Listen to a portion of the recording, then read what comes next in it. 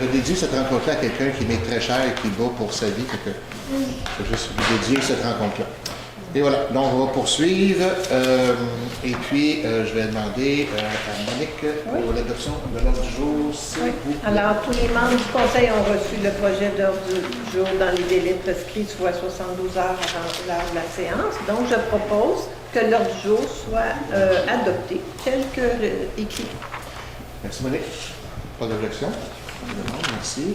3, déclaration de conflit d'intérêts. On va le voir un petit peu plus tard au point 11.02 par rapport à notre collègue Isabelle. Donc, tantôt au point 11.02, on va en reparler. Adoption des procès-verbaux. Je suis à la section 4.1. Monique, à nouveau. Oui, alors considérant qu'une copie du procès-verbal de la séance ordinaire du 12 août dernier a été remis à l'intérieur du délai prévu, je propose que le procès-verbal soit adopté tel que rédigé. Ça va pour tout le monde, pas d'objection. Correspondance, affaires courantes, une seule correspondance. Elle provient du ministère de l'Environnement et de la lutte contre les changements climatiques, de la faune et des parcs. C'est le programme sur la redistribution aux municipalités des redevances pour l'élimination de matières résiduelles. C'est qu'on a reçu notre tonnage. Et puis, maintenant qu'ils nous demandent de confirmer le tonnage, et après ça, quand on confirme, on devra avoir des redevances financières suite au tonnage. Donc, c'est la seule correspondance qu'on a reçue, et à date, tout est conforme. J'ai validé avec Sophie aujourd'hui. Donc, c'est la seule correspondance. Maintenant, je vais poursuivre avec la section 6, qui est la trésorerie. Vous avez les rapports à l'arrière.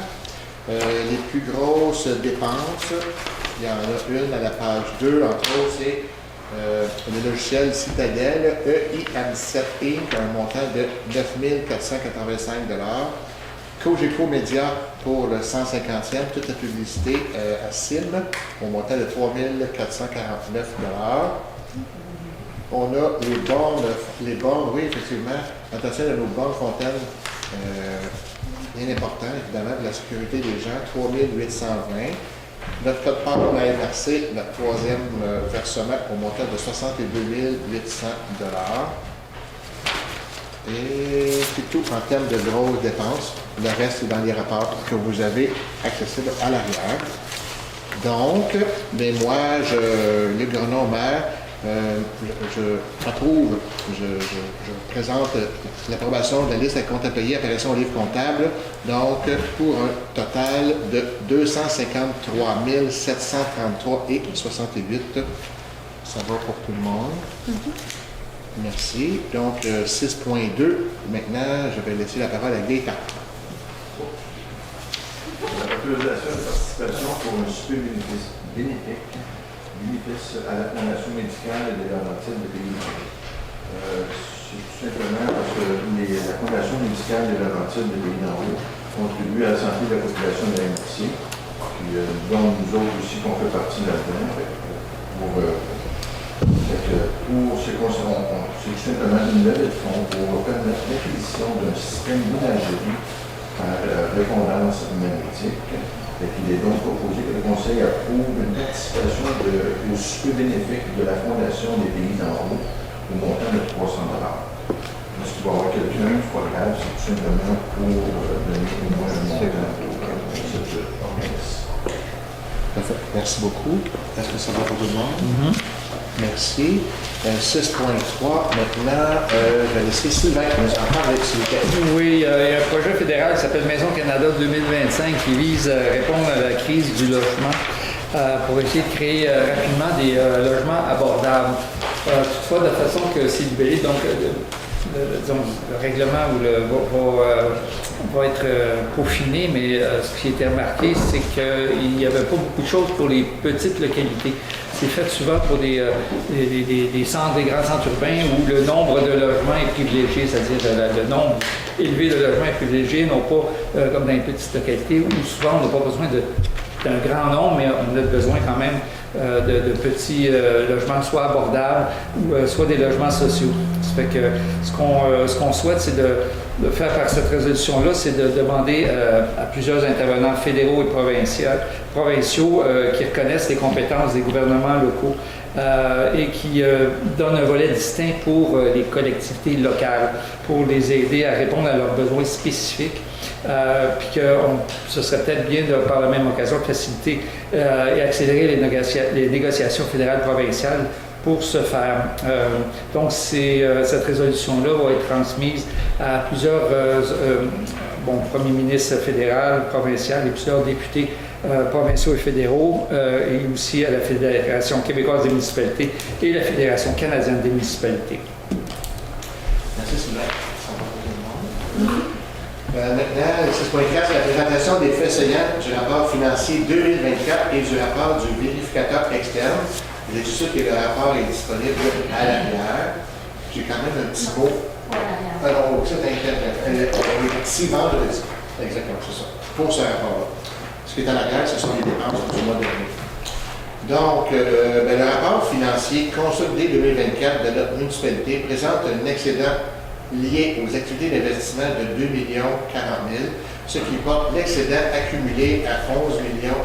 Les revenus ont atteint 7,33 millions, en hausse notamment grâce aux transferts gouvernementaux et aux revenus de taxes, tandis que les charges totalisent 5,3 millions. Les investissements en infrastructure ont porté des immobilisations, on est rendu à 14 millions de 2,25. La trésorerie disponible s'élève à 591 000 avec une dette à long terme de 4 millions et des emprunts temporaires de 2 millions. Il y a beaucoup de chiffres, là, je le concède, il y en a beaucoup, mais je n'ai pas le choix de vous faire la présentation des faits saillants.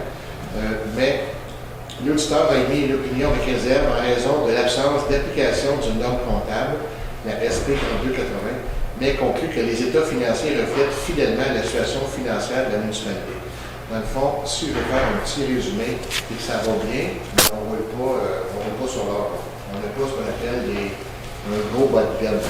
Mais ça va bien, mais disons qu'il faut être excessivement rigoureux dans nos dépenses. Et à date en 2025, mais nos dépenses suivent notre budget. Donc, on n'est pas à l'abri de surprise, mais pour l'instant, ça va bien pour 2025, mais on ne roule pas sur l'or. Merci. Ça, Sophie, à ton équipe. Parfait. Donc, 6.4, c'est fait. On est rendu maintenant. Ressources humaines, Gabriel, avec le 7.1, s'il vous plaît.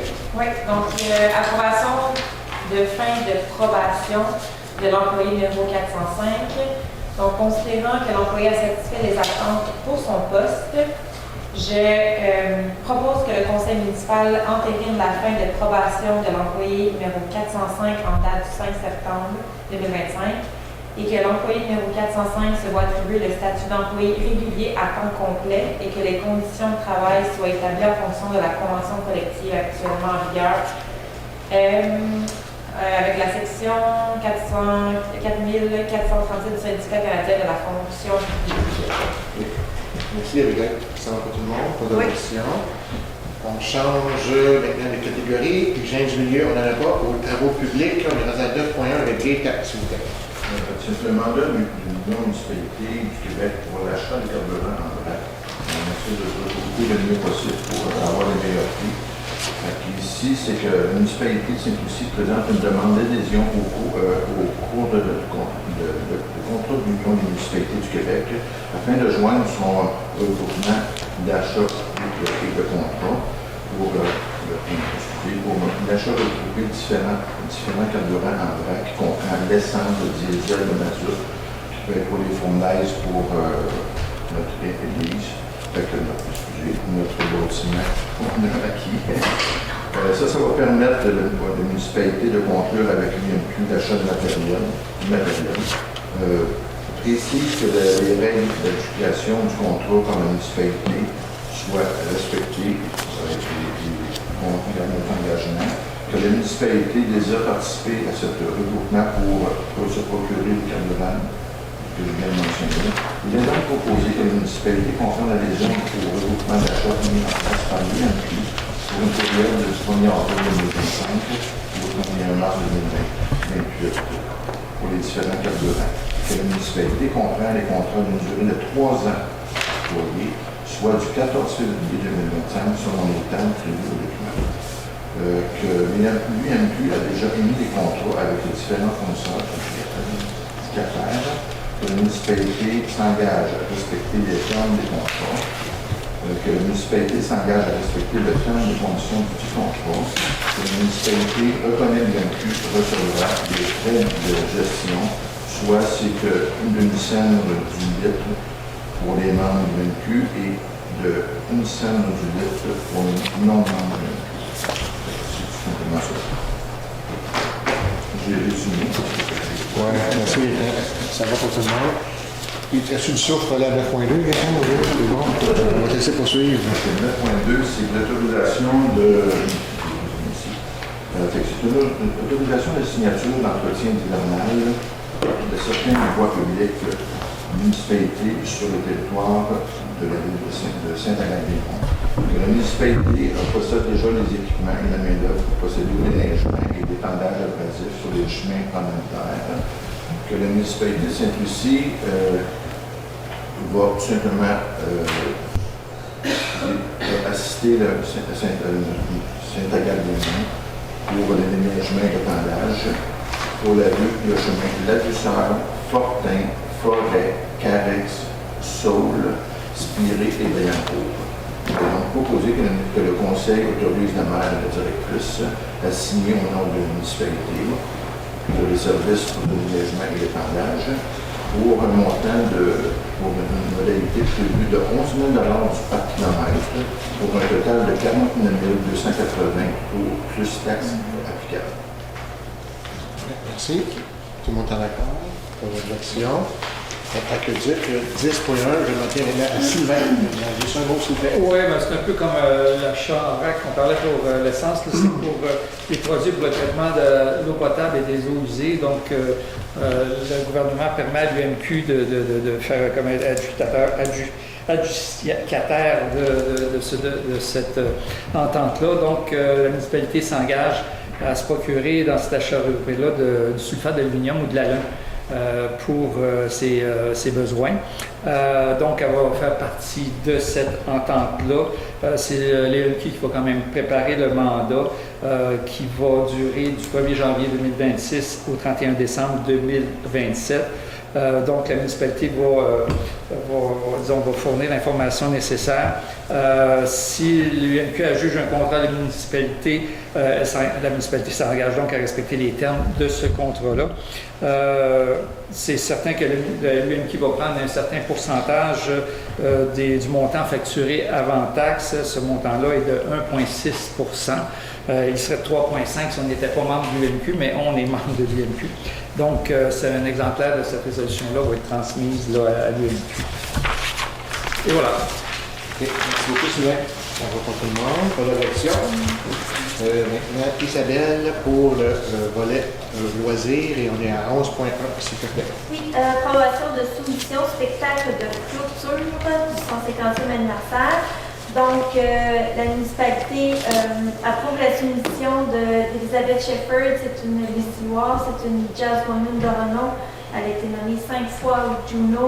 Elle va être avec nous pour le spectacle de clôture. Alors, que le spectacle de clôture soit d'une durée de 100 minutes 2 x 45. Ça va être un trio qui va être là. Et tout l'équipement, somme et tout, est inclus dans le prix pour un montant de 1 500 $ plus taxes. Merci, Isabelle. Pas d'objection. Nous sommes rendus à 11.2. Je me souviens en début de rencontre, c'est qu'il y avait du conflit d'intérêt. Donc, oui, notre consoeur Isabelle déclare un conflit d'intérêt relativement au point 11.02. Visant l'autorisation de la signature de l'occupation du centre communautaire par l'Association récréative de Saint-Lucie pour l'exploitation du bingo. La conseillère, donc Isabelle, n'a jamais participé aux délibérations entourant l'adoption de cette résolution-ci. Depuis, elle s'abstient de voter en ce moment à cette résolution, mais elle peut demeurer physiquement sur place, pas besoin, comme dans le temps, d'aller dans le petit corridor pendant quelques minutes. Donc, tu peux rester ici, mais je vais demander à Gabrielle de nous résumer la dite résolution. Oui, donc on a reçu une demande de l'ASSO pour renouveler l'occupation de la salle communautaire le vendredi soir pour le bingo, sous la régie de l'alcool, des courses et des jeux. Puis, je propose que le conseil municipal autorise le renouvellement de l'occupation de la salle pour le bingo les vendredis soirs, puis que cette autorisation est valide du 1er décembre 2025 au 30 novembre 2026. C'est beau. Est-ce que tout le monde est d'accord? C'est beau, merci. On est rendu maintenant à la catégorie 12, urbanisme, développement et territoire de l'environnement au niveau du CCU. J'aimerais Gabrielle nous discuter de la 12.1, la nomination. Oui, donc c'est pour le CCU, le comité consultatif en urbanisme. On a lancé un poste vacant. On a eu une seule candidature. Et donc, je propose que le conseil municipal nomme M. Mario Desbiens à titre de membre citoyen au sein du comité consultatif en urbanisme, puis que le début du mandat de M. Desbiens prend effet à la date de la présente résolution. Oui, merci beaucoup. Pas d'objection, personne. Merci. Monique, s'il vous plaît, avec le 12.2. Oui, alors le CCE poursuit ses activités cet automne et comme on a eu une température vraiment exécrable à la journée de la nature et que nos conférences n'ont pas été très fréquentées, on reprend l'idée de faire une conférence cet automne sous le format d'un café brioche conférencier. Donc, je demande au conseil municipal d'autoriser un budget de 1 000 $ pour assumer l'ensemble des dépenses, toutes taxes incluses, liées à cet événement. Merci Monique. Ça va pour tout le monde. On a déjà terminé les résolutions. Outre la levée de la séance, donc on est rendu à nos mots. En ordre de notre importance, je suis allé au fil du mois que je prenais des dates. Vidéotron, on n'a pas beaucoup de questions sur la tour de Vidéotron. Mais, merci Sophie, on a fait des suivis et la tour comme telle, les travaux de la tour vont se terminer en octobre, mais la mise en opération des ondes est planifiée au printemps 2026. Ça, c'est pour le point 1. Depuis le dernier mois, on a eu l'inauguration de la patinoire, donc merci encore, entre autres, là, à tous ceux qui ont participé de près et de loin. C'était comme une organisation. Il y avait Isabelle, il y avait ton groupe, les bénévoles, il y avait aussi le CCE qu'il ne faut pas oublier. Une belle pensée aussi à Luc Léveillé qu'on a souligné sa grande participation dans les dernières années. Merci Sophie et ton équipe, Charles-Olivier également pour l'organisation. Et aussi, c'est pas terminé, il va y avoir aussi un autre bâtiment qui va s'ajouter. Donc on l'a inauguré comme tel. On a eu la belle présence de notre député. Et puis, ça continue à évoluer ce site-là. Donc, merci à tous de près ou de loin. Une petite note pour notre prochaine séance, c'est déjà la dernière, la prochaine séance, mais elle est particulière en termes de, oui, c'est la dernière, et surtout en termes du moment. C'est le 1er octobre et non pas le 2e mardi du mois, comme à l'habitude depuis les 4 dernières années. Donc, au lieu d'être le 14 octobre, c'est le 1er octobre et c'est la dernière de ce conseil-ci. Pourquoi c'est comme ça? Bien, évidemment, c'est parce qu'après ça, il y a les élections. Donc, la dernière, on a pu bousculer pour les événements, pour bien finir notre terme. Et c'est tout chaud, là, la collecte, vous l'avez sûrement vu, là, la collecte des matières résiduelles compostables, là, les bacs bruns. Là. Je ne peux pas dire que ça va très bien depuis quelques semaines. Merci Sophie, je sais que tu as challengé pas mal l'administration, tu fais un suivi rigoureux avec eux. Il y a des problèmes opérationnels et merci à toi de suivre le tout avec beaucoup de rigueur pour savoir quand est-ce qu'elles vont être reprises, ces collectes-là. Mais désolé des agréments que vous avez tous eus là, par rapport aux dernières semaines. Là. Fait que voilà, ça complète mon petit mot. Je vais demander à Gabrielle de poursuivre, s'il vous plaît. Oui, j'aimerais parler de la construction de la nouvelle caserne. En fait, j'ai eu la chance de remplacer Luc lors du CA de la RIM, de la Régie d'incendie des monts. Puis, je voulais juste dire en fait que la construction de la nouvelle caserne de pompiers, la santé de la 89 se passe vraiment bien puis que le budget est respecté. Donc, ça devrait voir le jour au printemps. Vous devriez voir les murs là, qui montent dans les prochaines semaines là, avant l'hiver. Donc, c'est vraiment un beau projet. Puis, c'est suivi vraiment de façon rigoureuse. Là. Je pense qu'on peut être fiers de notre régie à ce niveau-là.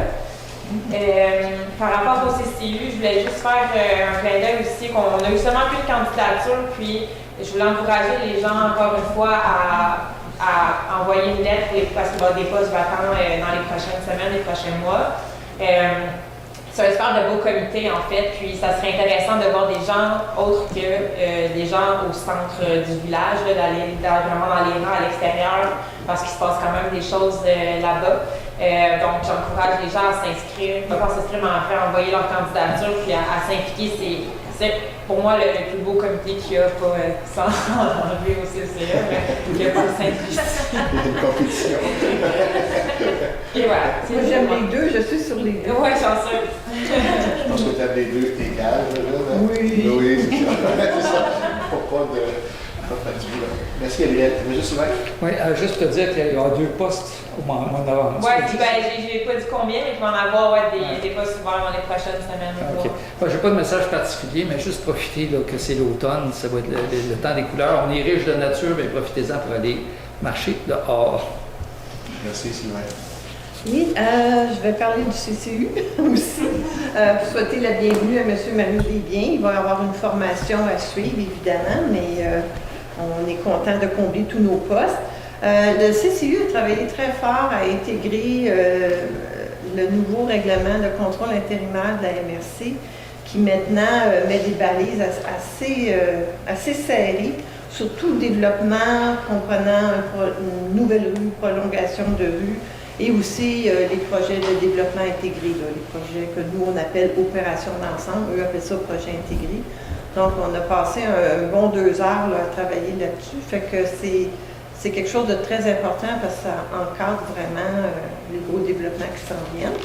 Donc, notre chef d'urbanisme va tout intégrer ça éventuellement pour qu'il y ait un seul règlement de PIA qui intègre ces dispositions-là de la MRC. Bon, au niveau de la RITL, il n'y a pas de solution miracle. Là, il y a de la pénurie de main-d'œuvre partout, puis il y a eu des départs. Alors, il y a eu des départs de 3 employés. Et puis aussi, les camions commencent à avoir de l'âge. Puis on essaie à chaque année d'avoir le budget le plus restreint possible de la RITL. Alors, là, il y a des bris de camions, puis il faudrait accélérer la maintenance des camions, mais là, si on veut donner un bon service aux citoyens, on est pris pour les mettre sur la route tout le temps, et comme ils sont sur la route tout le temps, on a de la misère à retirer de la route, faire la maintenance, c'est un cercle vicieux. Mais je vais vous dire, on a une réunion du conseil d'administration le 1er octobre, en plus du conseil, j'ai cette réunion-là.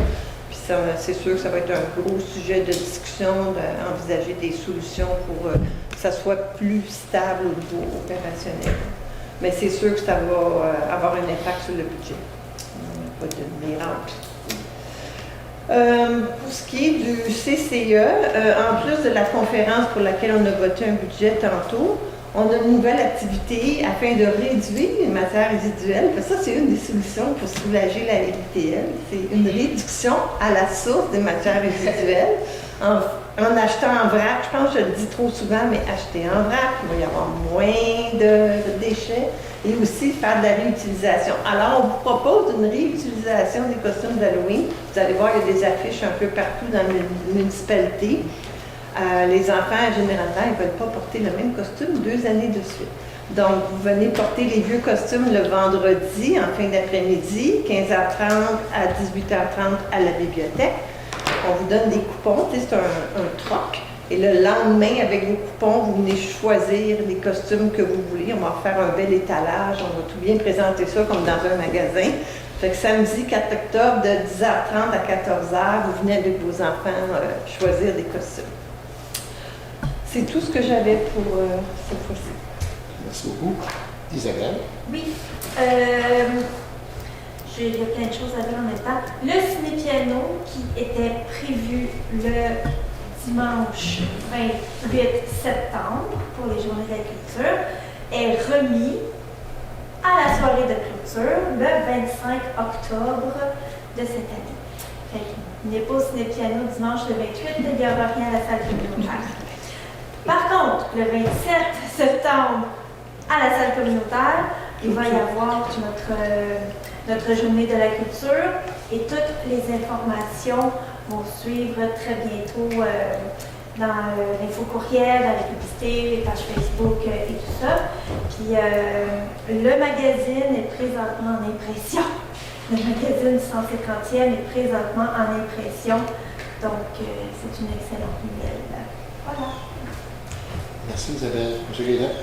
Juste pour mentionner, pour ceux qui veulent faire des plaintes concernant la voirie ou des choses comme ça, il y a la requête, c'est ça que notre directrice nous disait, tout simplement de les enregistrer, tout simplement qu'elle, c'est plus facile de voir si le job a été fait. Je trouvais que c'était une bonne idée. C'est un bon suivi.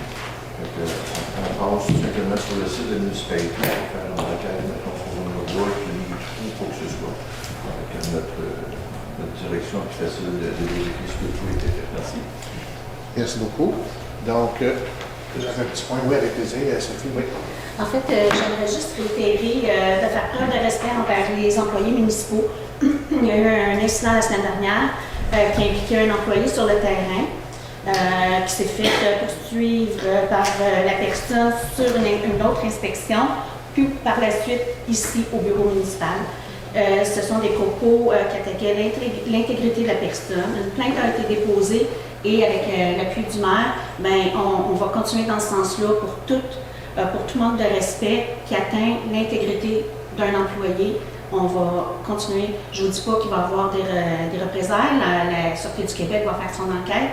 Mais s'il vous plaît, bien que vous ne soyez pas d'accord avec parfois les raisons qui amènent à une inspection, mais faire preuve de respect envers les employés qui font de leur mieux sur le terrain là, pour exécuter leur travail. Merci. Tolérance zéro. Tolérance zéro, merci. Eh oui. Merci beaucoup. Merci, très bon point. Pardon, Au niveau sécurité, cette semaine, dans notre secteur, on a eu des gens qui se sont promenés dans les entrées. Il était 4-5 heures du matin. Il y avait 2 à 3 autos. Et ça, c'est des gâteurs. On a réussi à prendre des plaques. Ah ouais. On a réussi à mener ça à la Sûreté du Québec. Même moi, je l'avais dans mon entrée à 6 heures du matin. Je trouvais ça bien bizarre. Puis moi, j'ai tout réussi à leur parler, mais c'est bien bizarre leur affaire. J'ai juste l'impression de porter attention à ce temps-ci, parce que c'est pas les gens d'ici, bien souvent c'est des gâteurs. Mais ça, c'est une arrivée dans notre secteur, je trouve que ça tiendrait. Un régulièrement, tu peux dire, puis chemin du tard. Des guetteurs. Ah, des guetteurs. Bien souvent, des fois, les gens, ils vont sur les terrains. Comme lui, j'avais un de mes amis, mon voisin, sa moto, il avait 4 roues flambant mûres, puis le gars, il était reculé, prêt à dire soit je l'embarque, ou bien souvent, il donne l'ordre à dire va se chercher. Dans notre secteur, on en avait de ça, on va dire, on s'en est débarrassé, là. La Sûreté du Québec a fait un méchant radio là-dedans, ça fait quelques années. Dans le temps, c'était les fameux jumeaux. Mais ça reste que ça existe encore. Puis c'est surtout pour les machines de CBTT, tout ce qui est de travail. Nous, c'est quand le BTP qui était là. Moi aussi, j'en ai chez nous. Tu ne pas 5 heures du matin, là tu dis, oh, une heure, je cherche chanter, je vais acheter des maisons à 6 heures du matin. Il y a 3 véhicules différents. Est-ce possible de, je ne sais pas, de peut-être un spotted de Sainte-Lucie ou juste une description, comme ça, si jamais ça pointe dans le secteur? Je ne sais pas si de votre gang, peut-être mettre des photos. La Sûreté, c'est ma voisine qui m'a signalé ça. Puis, je sais qu'il y avait un véhicule style Honda pick-up. Il y avait un Kia noir, puis il y en avait un autre chez un de mes voisins qui était un autre véhicule. Quand il était même pas là. Je sais peut-être la Sûreté du Québec, elle aurait plus de renseignements là-dessus. OK. Merci beaucoup. Donc, on est rendu à la période de questions. Vous êtes tous et toutes invités à venir au lutrin nous poser des questions. Libre à vous.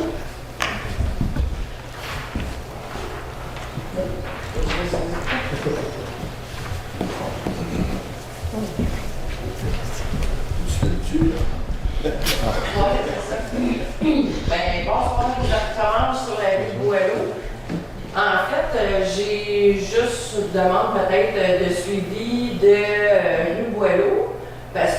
comme un voisin qui me dit que il y a eu un suivi qui va avoir de quoi sur son terrain, pas moi, pas ma voisine. Fait, y a-t-il du développement? Non. Non, d'accord. Non, il y a du développement administratif de fait, mais pas de travaux spécifiés encore. OK. On n'a pas été confirmé pour l'aide financière. Mais le dossier, comme tu dis, les représentations Oui, sont faites, administrativement, ça se administrativement, ça se poursuit, mais pas rien de concret De pas concret. sur le terrain, là, D'accord. pour le moment. Puis, l'autre raison que je suis au train, si vous me permettez, je vais faire ça brièvement, mais c'est pas une question. Désolée. Les billets du souper bénéfice, là, je comprends que des fois on paye et on pense qu'on a fini notre job, mais s'il n'y a pas de preneur, j'aimerais peut-être qu'il y ait un tirage auprès des citoyens, peut-être, tu sais, parce qu'à un moment donné, je pense que la survie de ces soupers bénéfices-là est en jeu quand à un moment donné, il y a juste, quand je te donne 300$ puis ton souper, je ne vois pas. Non, il va y avoir quelque chose. S'il veut avoir un tirage, Je ne sais pas pourquoi il y a eu cette ambiguïté-là. Non, il y a quelqu'un qui il y a va. toujours eu un représentant. Exactement.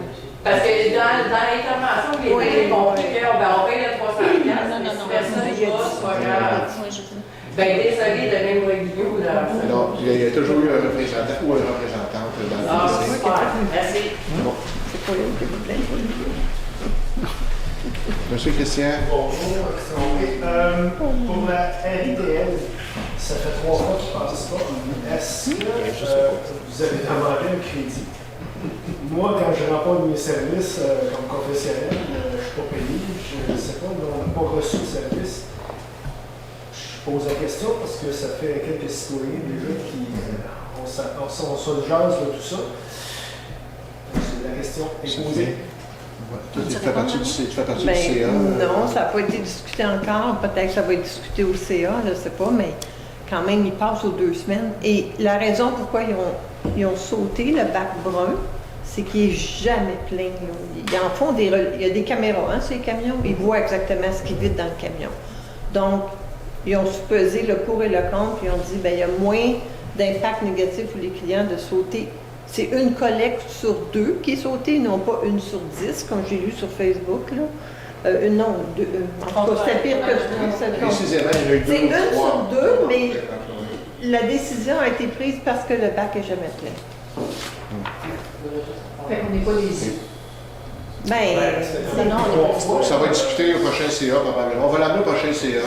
est-ce que c'est vraiment nécessaire de le collecter à chaque semaine, Ouais, c'est le ça. bac brun? Ça, on en a discuté dans plusieurs Mais CA. la question était si on obtient, si je t'ai bien écouté, est-ce qu'on obtient un crédit ou non?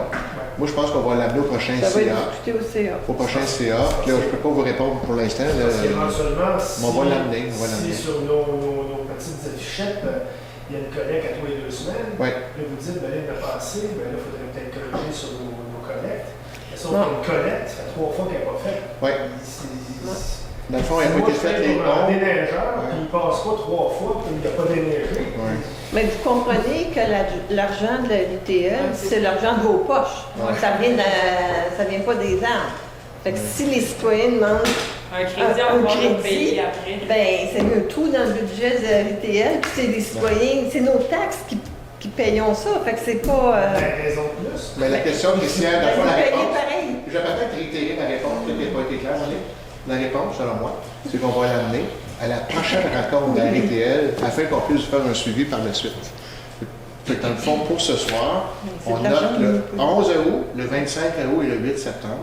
Tantôt, je vous disais que Sophie suit ça religieusement. Donc, on a trois dates. Puis par rapport à votre question pour le crédit, on vous revient. Parce que pour l'instant, on n'est pas en mesure de vous donner une réponse précise pour ça. C'est bien gentil. Association Ragnar, j'aimerais encore apporter à votre attention une ancienne plage municipale, celle qui est à côté de la petite plage. Ouais. Là, oui, il y a des travaux qui ont été faits pour la trappe de sable. C'est parfait, c'est merveilleux. Mais il y a encore des gens qui passent de chaque côté et qui arrachent le peu de végétation qu'il y a là pour passer puis mettre les embarcations à l'eau. Donc, ils se sauvent de la clôture avec les affiches, etc. J'aimerais juste vous rappeler rappeler encore une fois que... Quelle est ta suggestion pour éviter ça? Non, mais je serais curieux d'avoir, parce que c'est bien d'amener des problématiques, mais un réflexe que j'ai maintenant, c'est de demander quelle est, selon toi, ta recommandation? On rajoute la clôture. On rajoute une clôture, tout simplement parce que c'est dangereux. Là, c'est du gros embranchement, le trou est profond, puis ça passe de chaque côté. Soit qu'on met une clôture, soit qu'on met une chaîne, une barrière quelconque, où on végétalise les deux côtés.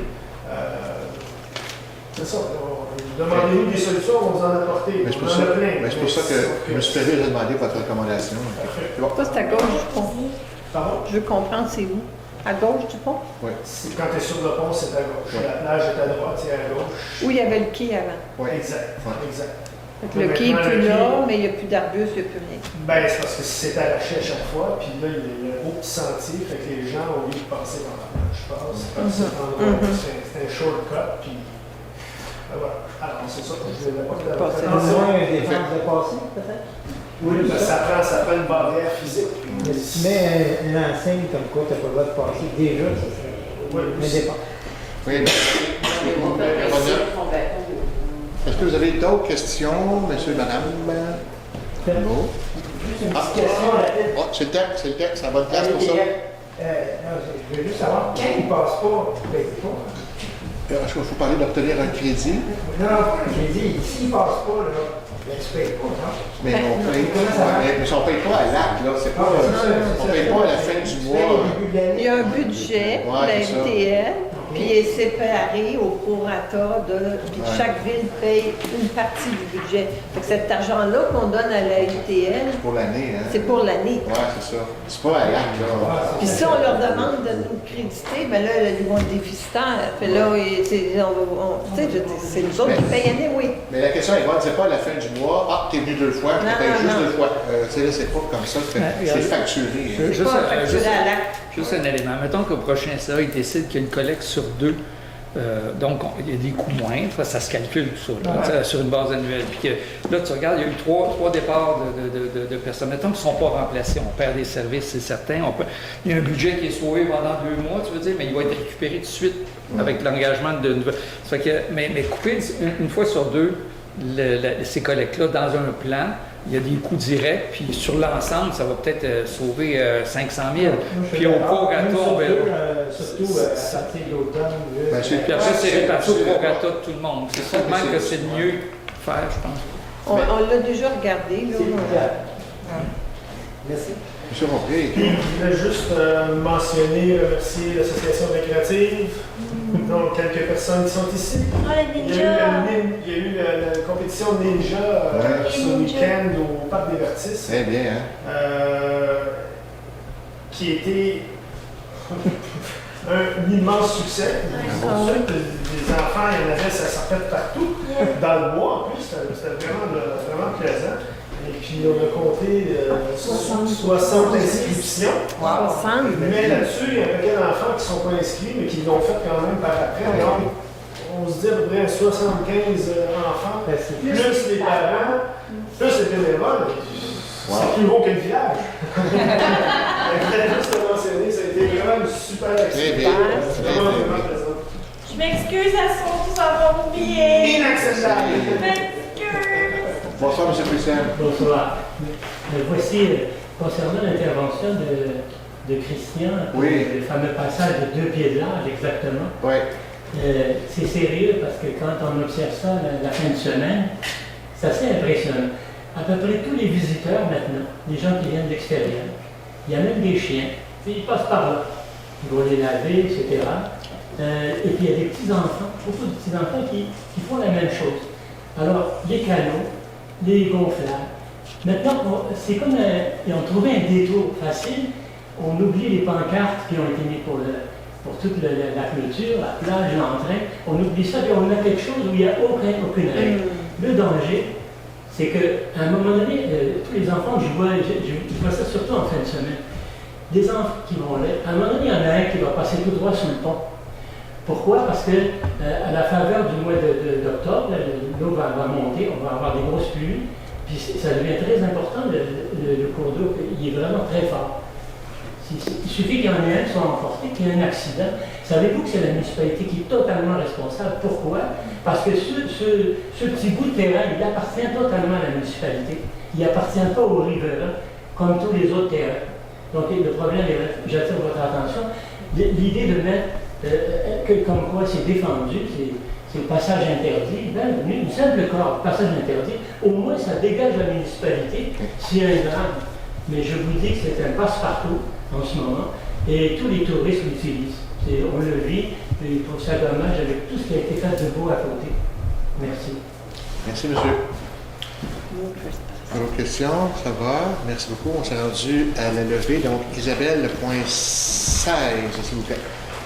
Je pense que j'ai jamais fait ça une séance en moins de 45 minutes. Fait qu'à 19h13, je lève la séance. Est-ce que tous les sujets ont été donnés? Merci. Bon retour. Bonsoir.